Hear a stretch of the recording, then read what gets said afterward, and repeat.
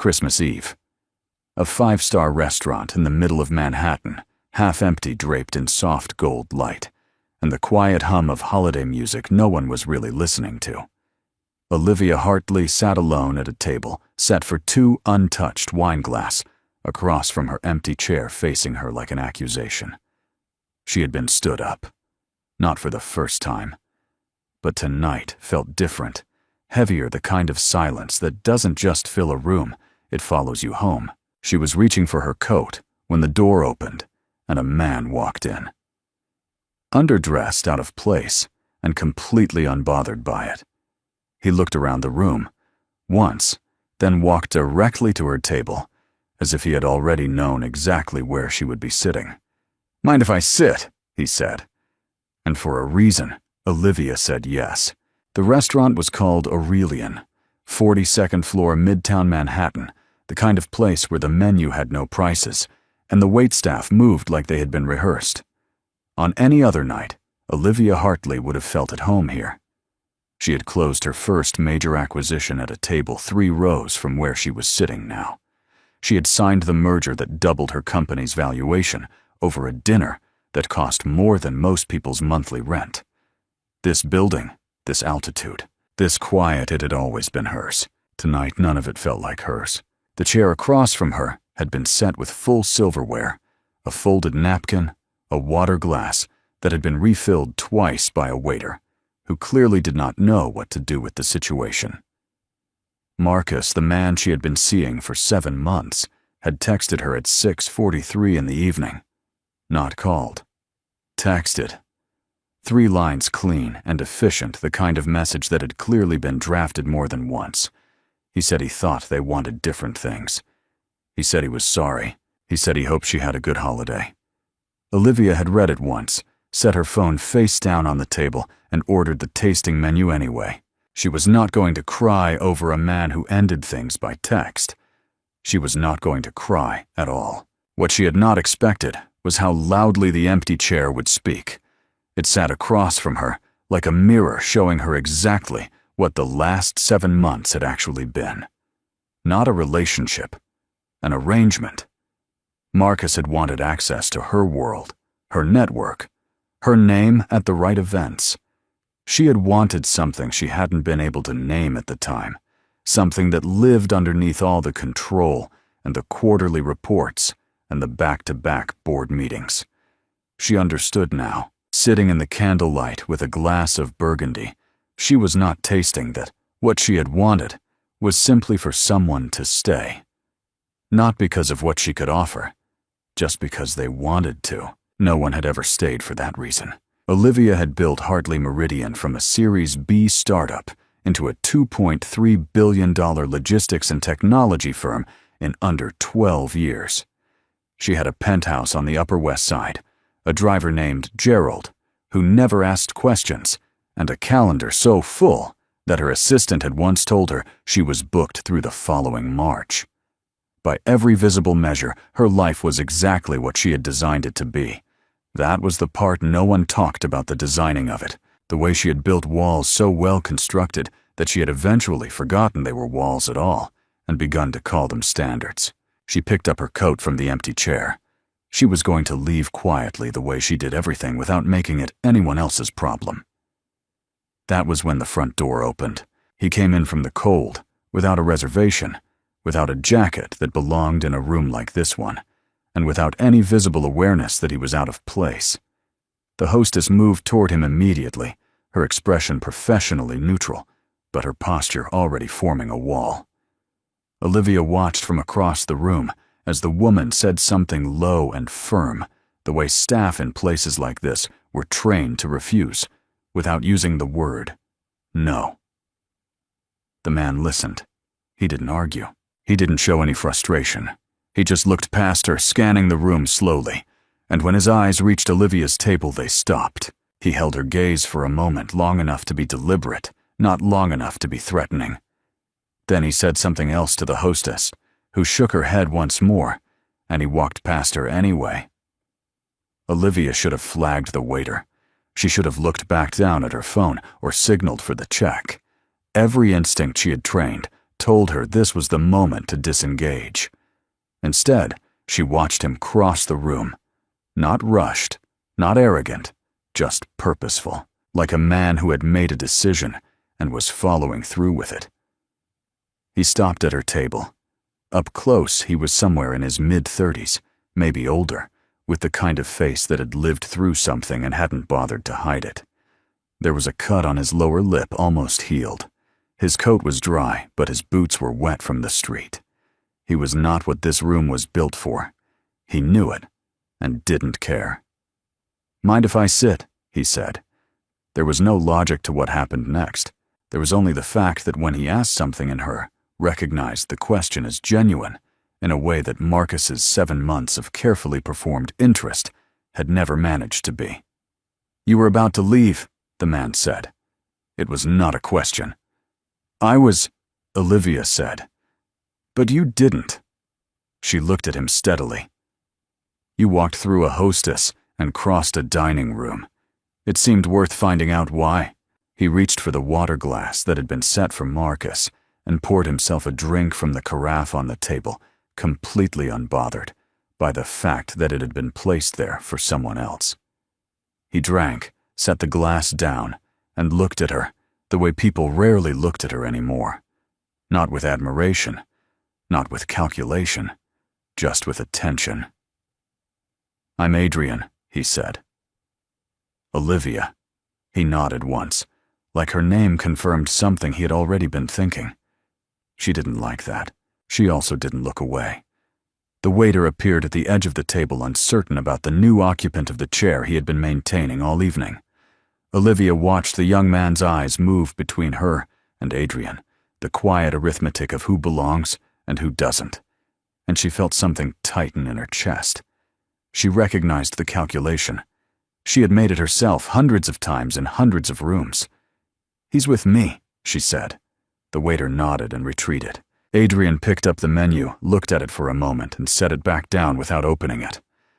"You didn't have to do that," he said. "I know," Olivia said. "I did it anyway." Something shifted in his expression. Not gratitude, exactly. More like recognition. He leaned back slightly and looked out at the city spread below them, the lights of Midtown blurring soft in the winter mist, the streets 42 floors down full of people who had somewhere to be on Christmas Eve.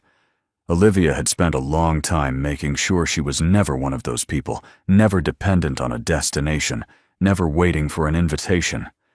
And yet, here she was, in a restaurant she could have bought twice over, feeling more like a stranger than the man who had no business being at her table. "Bad night," Adrian said, still looking at the window. "Manageable," Olivia said. He turned back to her. "That's not an answer. It's the only one you're getting." Adrian didn't push. That was the first thing she noticed about him, the absence of pressure. Most people, when they wanted something from Olivia, applied force. They maneuvered. They asked leading questions and waited for an opening.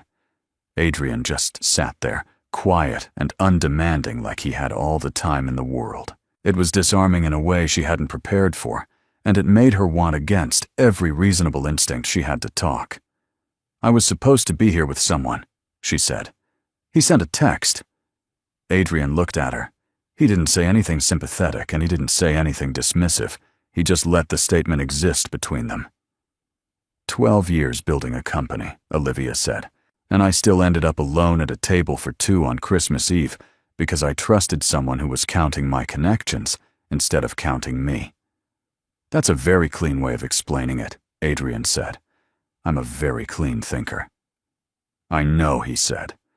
There it was again, the sense that he was not encountering her for the first time in any meaningful sense. Olivia set down her wine glass and looked at him directly, the way she looked at people across a negotiating table when she wanted them to understand. She had stopped being polite. "You said that like you already know something about me," she said. Adrian met her eyes and did not flinch. "I do," he said, "but not tonight." Outside, the city hummed. The candle between them burned low and even. She should have called for the check-controlled exit, clean departure, no unresolved questions left in the room. She had been doing that her whole life, Instead, she reached for her wine glass, leaned back in her chair, and stayed. The conversation did not flow easily. That was the first honest thing about it. Adrian spoke in short, precise sentences, the kind that answered the surface of a question without giving anything underneath it. He told her he was from Philadelphia originally, that he had been in New York for about 4 years, that he worked in operations. When she asked what kind of operations, he said logistics, and said it the way people say something when they want you to hear a word without following up on it. Olivia followed up on it. "What kind of logistics?" she said.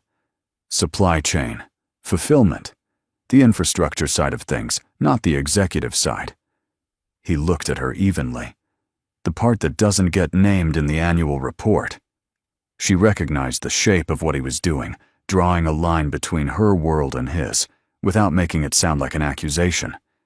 It was a skill people developed when they had spent years existing just below the level of visibility that got you a name in a room. She had been that person once a long time ago before Hartley Meridian had become something people recognized. She just hadn't thought about it in a long time. "You said earlier that you know something about me," Olivia said. "I'd like to understand what that means." Adrian looked out at the window again, as if he were deciding something, not whether to tell her, but how much to give her at once. "I used to work for a company called Bridgepoint Logistics," he said. "They were a mid-tier fulfillment contractor out of New Jersey. About 6 years ago, Hartley Meridian acquired a distribution network in the Northeast Corridor and renegotiated the vendor contracts across the board." He said it plainly, without inflection, without the sharpness she might have expected from someone building toward a grievance. Bridgepoint lost the contract. They couldn't absorb the margin compression. Within 8 months, they shut down their Newark facility. Olivia kept her expression neutral. She remembered that acquisition, one of 12 they had executed in the same fiscal year. The Northeast Corridor deal had been part of a broader consolidation strategy, entirely standard, entirely legal, the kind of move analysts called aggressive and shareholders called responsible. She had not thought about the specific vendors they had displaced. She had told herself that was not callousness. It was scale. "You worked at the Newark facility," she said. "I ran it," Adrian said, "for 3 years." That landed differently than she expected. Not a worker who had lost a job, a man who had built something, managed, people been responsible for an operation, and watched it close because a company she ran had decided his facility's margin was no longer worth the contract. Olivia understood on a structural level that this was how markets worked. She understood it less well sitting across from the man it had happened to. "How many people worked there?" she said. 214 at peak, Adrian said. "About 160 when we closed." She did the arithmetic she didn't want to do. 160 people. New Jersey just before the holidays, a facility shutting down. Mortgages, health insurance, people who had counted on a paycheck that stopped coming because of a decision made in a boardroom she had been sitting at the head of.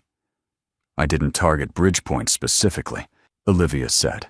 Her voice was steady. "The vendor renegotiation was across the entire Northeast portfolio. Dozens of contractors were evaluated." "I know," Adrian said. "That's not why I'm here." She looked at him. "Then why are you here?" He leaned forward, resting his forearms on the table, and for the first time since he had sat down, she felt the full weight of his attention. Not angry, not performing patience, just present. "Because you never knew," he said. "That's what I kept thinking about. Not that you did it, companies do that kind of thing every quarter, but that somewhere in that building, someone signed off on a decision that ended 160 people's year, and they never once had to look at what that meant. They never had to sit across from it." He kept his eyes on hers. "I just wanted someone in that room to see it, even once." Olivia said nothing. The defense was structurally available to her, she knew it well.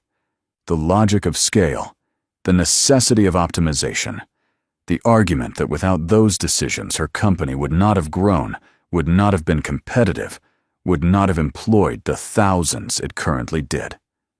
All of it was true. None of it made the number 160 feel any smaller. What she had not expected was the absence of anger in how he said it. She had built her defenses against accusation, spent years developing the ability to stay composed when people tried to make her feel responsible for outcomes that were technically speaking the result of legal business decisions. But Adrian wasn't accusing her. He was just describing what had happened and asking her to sit with the weight of it. And that was somehow worse than anything he could have said with fury. "You didn't come here to sue me," she said. "No, or to threaten anything, or get press." She was thinking out loud, mapping the angles the only way she knew how. "You came to a restaurant on Christmas Eve and found a way to sit across from me, to tell me that my company's decisions had consequences you don't think I ever accounted for." "Yes," he said. "How did you know I'd be here?" Something shifted in his expression. "I've followed Hartley Meridian for 4 years, not obsessively, just enough. Your name comes up in the business press a lot. Your patterns aren't hard to read if you pay attention." He looked at her steadily. "I saw the Aurelian reservation in a society column piece last week. You and a +1 Christmas Eve. I took a chance you'd still be here. So it wasn't coincidence. The empty chair, the hostess, the calculated walk across the room. He had planned this not with malice, but with the same deliberate precision she recognized in herself. She should have been angry. Violation of privacy, manipulation of access. She had grounds for all of it. She wasn't angry. She was sitting with the understanding that he was in some structural way very much like her. The thought was not comfortable. The candle had burned lower. The waiter had stopped coming by. The restaurant had thinned out while they had been talking. Most tables cleared, the soft holiday music playing to no one in particular. She became aware of how thoroughly she had stopped thinking about Marcus. "I've made hundreds of decisions like that one," she said quietly. "In 12 years. Acquisitions, renegotiations, restructuring, divestitures. Every one of them had a spreadsheet and a projection and a legal sign-off. I never built a process for understanding what the numbers meant to the people behind them. That wasn't an oversight. It was a choice. I told myself it was the only way to run a company at scale." Adrian listened without interrupting. "I still think you can't run a company by personalizing every structural decision," she continued, "but I think I also used that logic as a door I closed a long time ago and stopped checking behind." She looked up at him. "Is that what you wanted to hear?" "I didn't come here for a specific answer," he said. "I just wanted to see if you were capable of the question." The weight of that settled over her slowly. Olivia understood in the particular clarity of someone who had just been seen through their own architecture that the question she had asked herself was not really about Bridgepoint logistics. It was about the broader shape of the life she had built, the controlled distances, the managed relationships, the careful engineering of a world in which nothing could surprise her and no one could reach her unless she allowed it. And she had allowed it less and less with every year that passed, until the only person left in the room was herself. Marcus had not left because he was a bad person. He had left because there was nothing to stay for. She had made herself unavailable in all the ways that actually mattered, and then been confused by the silence. The loneliness was not something that had happened to her.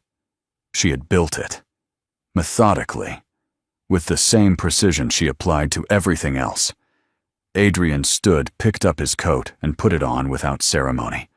He looked at her one more time, not with pity, not with satisfaction, just with the same quiet attention he had carried the entire evening. "I'm not trying to make you feel guilty," he said. "Guilt doesn't change anything. I just needed someone in that company to sit with it, even for one night." He nodded once. "Merry Christmas, Olivia." He walked back across the dining room and out through the front door into the cold.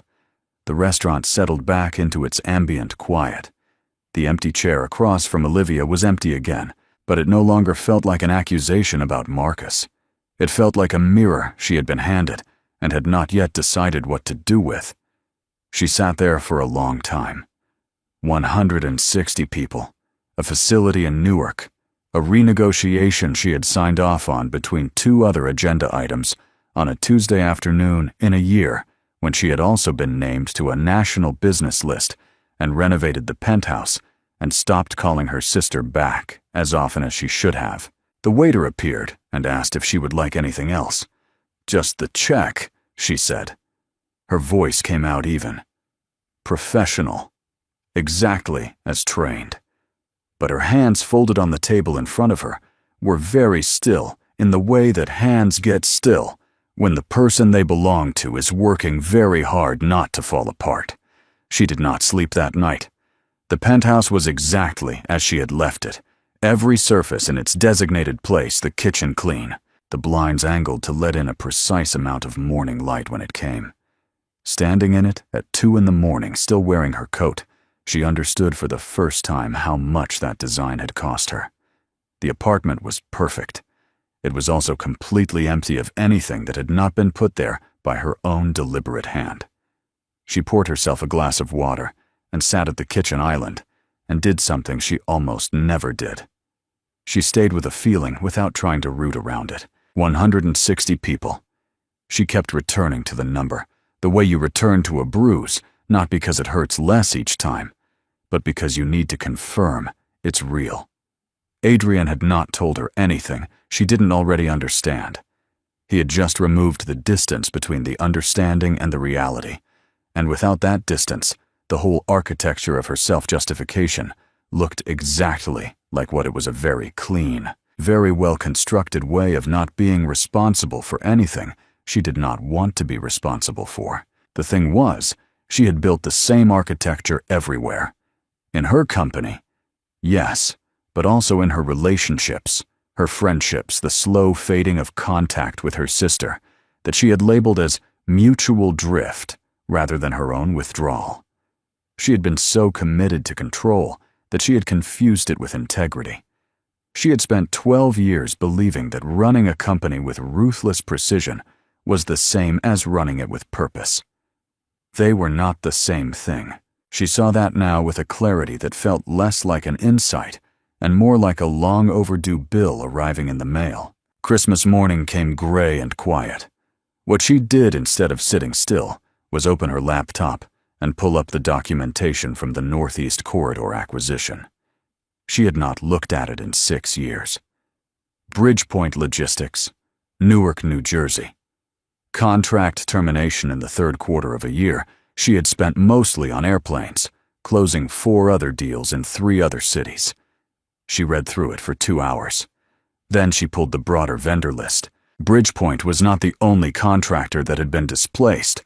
There were 11 others across the Northeast Corridor portfolio, smaller operations, most of them shuttered within a year of losing the Hartley Meridian contract.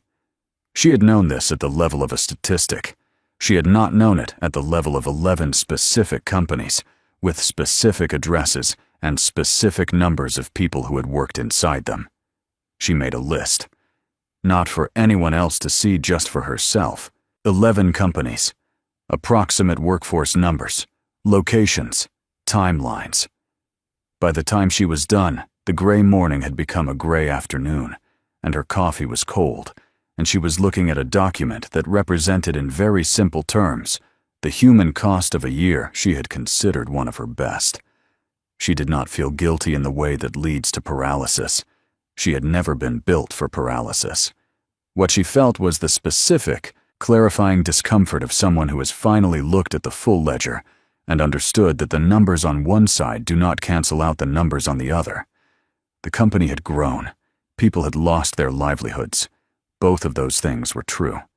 She had been counting only one of them. The first week of January, she called her general counsel and her head of corporate strategy into her office and told them she wanted to establish a transition support fund, direct financial assistance for workers displaced by Hartley Meridian's acquisition and consolidation activity over the past decade. Her general counsel asked if there had been a legal claim filed. Olivia said no. Her strategy head asked if this was in response to regulatory pressure. Olivia said no to that too. There was a moment in the room, the particular quiet of senior executives recalibrating their understanding of a situation, and she let it sit there. "This is not a PR initiative," she said. "It doesn't get announced. It doesn't go in the annual report under social responsibility. It gets funded, it gets administered by an independent nonprofit, and it gets done." She looked at both of them. "I want a proposal on my desk in 2 weeks." The proposal came in 10 days. What followed was not a transformation in the cinematic sense. No single moment of revelation, no press conference, no clean narrative arc she could package into a speech.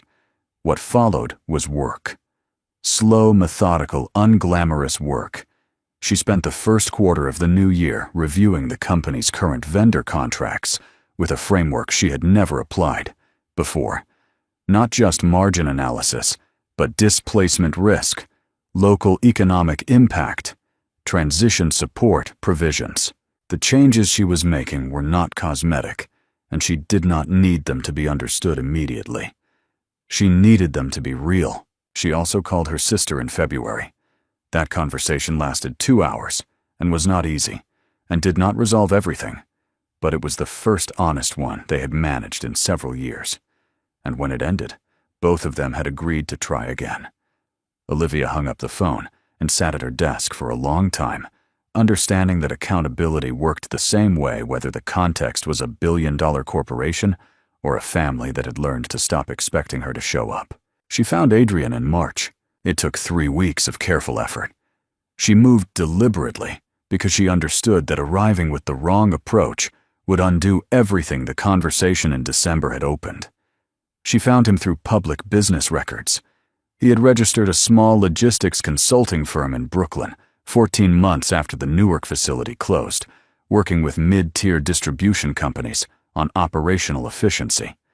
The firm had 5 employees. It was the kind of operation she would have barely registered in the peripheral vision of her industry, and it was doing real work for real clients, built by a man who had lost what she had taken from him and rebuilt it without drama.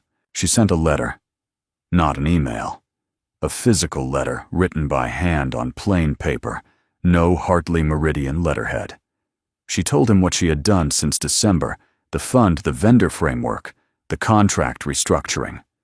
She did not dress it up. She wrote it the way Adrian had spoken to her plainly without performance. She told him she was not writing to be forgiven and not writing to close an account.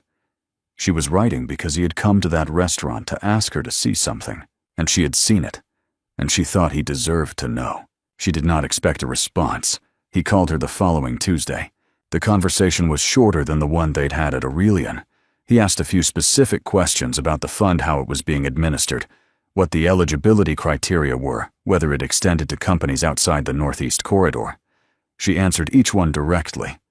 At the end, he said the framework sounded right, and she said she had a team working to make it better, and he said he believed her.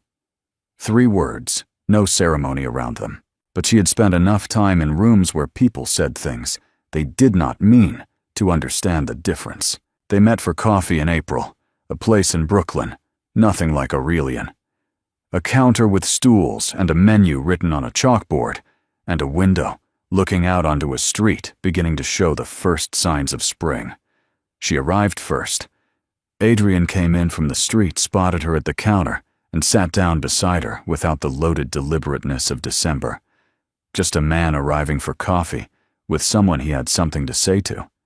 They talked for over an hour, about the fund sum, about the consulting firm he was building more, about what it actually took to run a supply chain operation at the ground level, the human decisions embedded in every efficiency metric.